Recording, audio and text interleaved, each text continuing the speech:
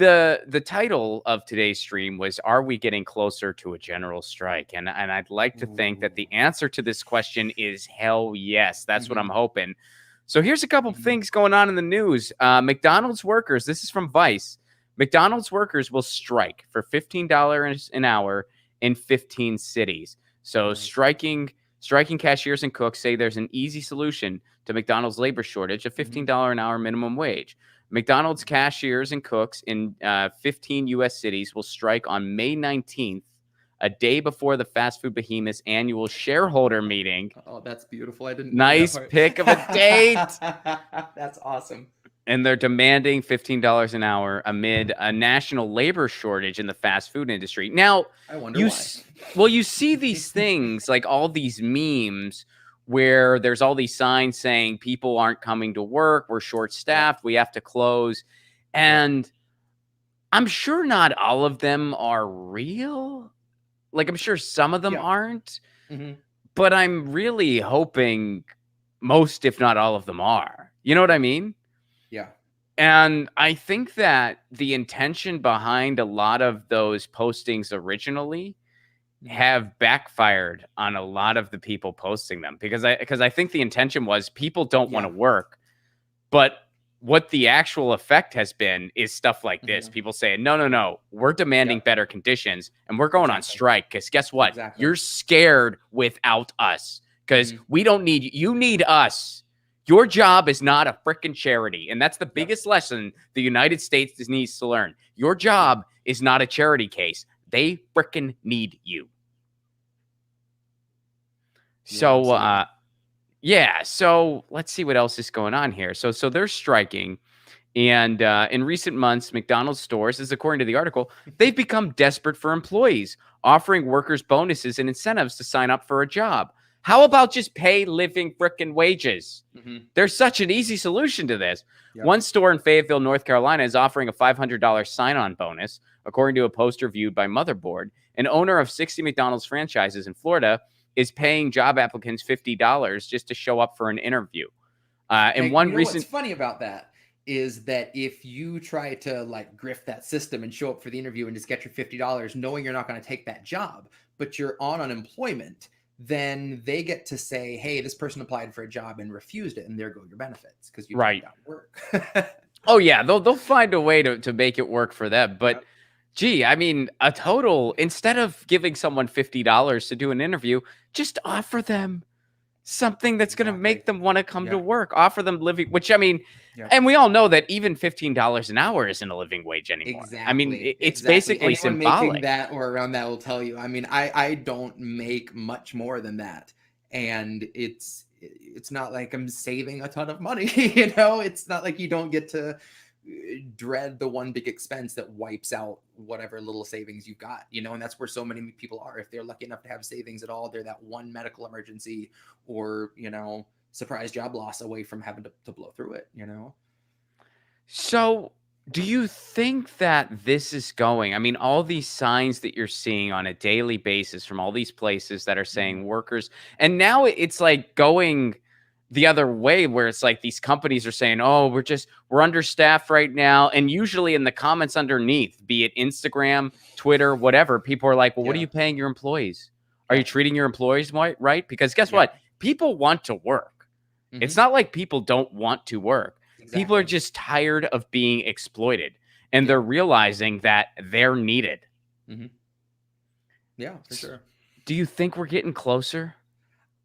I mean, we have to. If we're not at this point, we're never going to be, you know. And even if some of those are fake, are just made for the picture and the post, it still puts it in people's heads.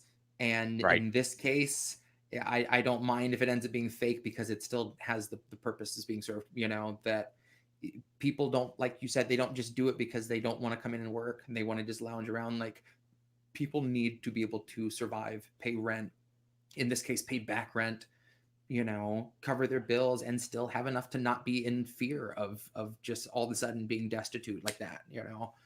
And again, it doesn't take that much more to make the difference between a livable wage and poverty wages.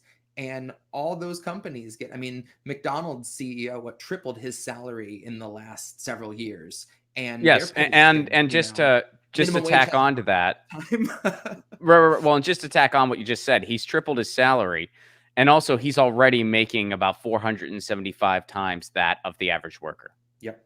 475. I mean, Exactly. look, I'm not trying to call for some. Well, I mean, I would like it in a perfect world, but I understand that the CEO is going to make more than the worker, and that will probably not change in my lifetime. And okay, I can live with that. But 475 times like that, no one could have ever even seen that coming. I mean, these people who quote, they quote Adam Smith or these other philosophers, like making a case for their rugged neoliberal wet dream. And it's like, no, he wasn't calling for this.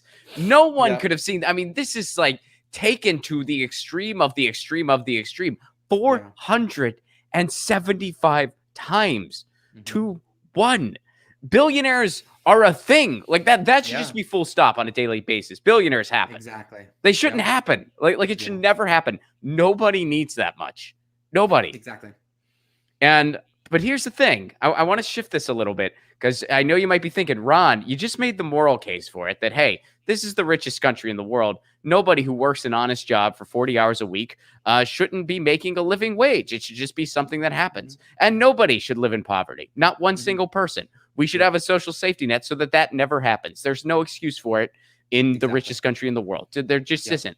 But maybe you're thinking, but Ron, this is the United States. We're not a country. We're a capitalistic death cult. You have to make the argument. So where's the economic argument? Well, guess what? The economic argument is here too. Check this out from Newsweek. This is a real headline, folks. Ready for this? Dennys shareholders revolt after top exec concedes $15 an hour minimum wage won't hurt business. Now, Jesse, I got to ask you something.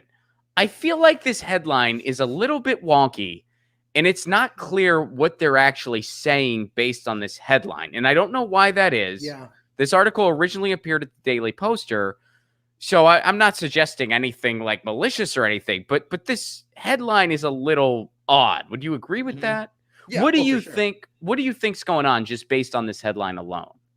I mean, I think we're not too far away from seeing a follow-up headline to the tune of like, top Dennys exec disappears in mysterious circumstances. Well, when I first read it, it's not clear where it's like, are they saying that the shareholders are mad that the top exec is saying that $15 an hour minimum wage won't hurt business? But here's what's actually going on, though. So listen to this. It's actually, the headline is a bit wonky. Here's what's really going on. Citing a Newsweek report, Dennys shareholders are demanding that the restaurant chain end its membership in the National Restaurant Association, halt all lobbying efforts against legislations to eliminate a sub-minimum wage for tipped workers, and start paying its workers at least a full minimum wage. The shareholders are actually calling for living wages. Why? Well, yeah, Were the what the headline gave me at all. That's right. No, that's what I'm saying. The headline is totally, and that's why I was hoping that you hadn't seen this yet, because the headline is very wonky compared to what's actually in this article and what's actually going on. The shareholders are calling for living wages. Why?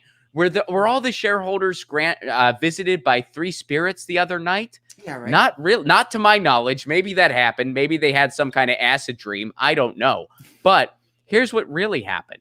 In a letter sent to Dennys CEO John Miller, shareholders wrote that the association's lobbying campaign against legislation to end sub-minimum wage for tipped workers runs contrary to the interest of the company's investors, citing reporting in Newsweek that gradual increases in the minimum wage have not hurt the company. On an earnings call in February, Dennys chief financial officer told investors that the California law raising the minimum wage to $15 an hour by 2023 has actually been good for the diner chain's business. As they've increased their minimum wage kind of in a tempered pace over the time frame, California has outperformed the system. This is Dennys chief financial officer saying this. Over that time frame, they had 6 consecutive years of positive guest traffic, not just positive sales, but positive guest traffic as the minimum wage was going up. It's almost like when you treat people with dignity and give them a living wage, production goes up, workplace productivity goes up, which means you get more customers. Oh, and guess what? If everyone's making a living wage, you're also going to get more customers because people have more disposable income. This is not complicated. This is really not complicated. And here, even the shareholders are calling for it. I know, that's unreal. That's right. And this headline, they should really reconsider tweaking this headline because the headline is very misleading. But what the headline's actually saying, the shareholders are saying, stop fighting against the minimum wage increase and get behind it because it's better for business. They're not doing this because they're good people necessarily. I mean, I don't know if they're good people. I have no idea what the shareholders of Dennys are like. The bottom line actually improves. But they're caring about the bottom line. That's where they're coming from. This isn't saying, hey, people deserve dignity. They're just saying, hey, it's better for our bottom line. So whether you make the moral argument or the economic argument, the result is the same. Raise freaking wages and give people a living wage. You're still going to be rich. And everybody's going to win. Literally everybody. The workers, the customers, future customers, everybody. Everybody wins. And your CEOs, they're still going to be rich. They're still, maybe they're not going to quite be 475 times to 1. Maybe it won't quite be that high. Call me a radical. I mean, it's unbelievable. We're asking for the bare minimum. That's the thing. The bare minimum. And we should be asking for more. We should be demanding. I think people should be demanding at least, $23 an hour. Yeah. But we should start calling it bare minimum wage. Bare minimum wage. Totally. I'm for it. Like bare minimum wage, because that's really what it is. And even the shareholders are saying raise the freaking wages. Wow. I mean, it's going to get to the point where, like, I think what's going to happen, there's going to be like a zombie Adam Smith who's going to just somehow rise from the dead and walk amidst the earth. And he's going to be like, you guys totally misinterpreted what I was saying. This like goofy capitalistic wet dream you have going on sucks. This is not what I called for at all. You got to gut this thing. It's total bullshit. Or the ghost of Ayn Rand is going to show up. And even I think this is nuts. And by the way, some of my fans, y'all are fucking loony. Even I think this is crazy. I don't know if she'd actually say that or not, but. Oh, I'm waiting for that clip to get taken out of context and weaponized against you by someone. Wait for it. In the next few hours, someone's going to How is someone going to weaponize? To some of my fans. They'll just take out that part. Okay.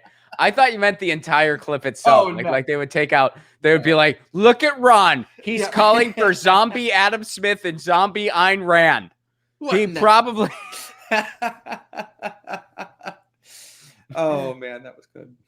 Oh, buddy. But man, are you a general strike stan? Because I am. I make no apology. God, I think whenever I see these memes of just people just don't want to work, I'm like, yes, keep it up. And whenever I see we're closed today because our people are just overworked and we're short staffed. Well, what are you paying? What's going on? Why is that happening? And I'm sure in some cases, at least I want to believe this, that there are small business owners across this country who actually are, doing the right thing. And they are just really struggling because they don't have the sales that they need to have because of the pandemic. Sure. And everybody's getting a living wage and they're just doing the best they can. So I'm certainly not including those people. I'm certainly not. And I'm sure that they're out there, I don't know. But for everybody else, for all the Targets of the world and the McDonald's of the world and everybody else, ante up. It's time to pay living wages because guess what? We don't need you. you need. I mean, what if they took it a step further and they just like, we're freaking open, and guess how much your food costs? Well, that's what I love. Nada. I wish I could remember, because I read the article yesterday, but there was a city in Japan where some bus drivers. Yes, and that's what I was thinking of. Yeah, and they were just like, we're just not going to charge the fare, but we'll still deliver people. We'll still, take you on your trip. So, people don't miss out on the service they need, but the bus company just isn't making money. I'm like, that's beautiful. That's how to strike. That's brilliant. I read stories like that, and dude, it is like, I get it's possible. It's absolutely it really possible. does up my libido a little bit, dude. I'm not gonna lie. Like I get kind of horny. I get kind of like I go up to my wife and I'm just like, tonight, baby, capitalism's crumbling. Billionaires tubes. Ron, you've got this intense look in your eyes. Yeah, the bus drivers are striking. The bus drivers are striking. The bus drivers. Billionaires' tears are my lube. Let's do this, baby. The bus drivers are striking. So, I mean, yeah, this is like, we're getting close. That's the biggest takeaway. We're less than 30 minutes in. So far, the biggest takeaway is nothing is a stronger aphrodisiac than general strike. It's the only way. Peak erotica. Yeah. That's how we got to brand it. General strike, peak erotica. This isn't your dad's erotica. This is general strike erotica. Strike erotica, if you will. Ooh. Okay, I think we're onto something. Strike erotica. That's what this show is, actually. I could rename this show Strike erotica. Strike porn just sounds too, I don't know, aggressive. Get your news on with Ron. Don't you want to know what's going on? We're getting our news on today. Get your news on with Ron. Don't you want to know what's going on? We're getting our news on today. You can tweet me an article at Ron Placone. We'll go through it together and make it our own. Get your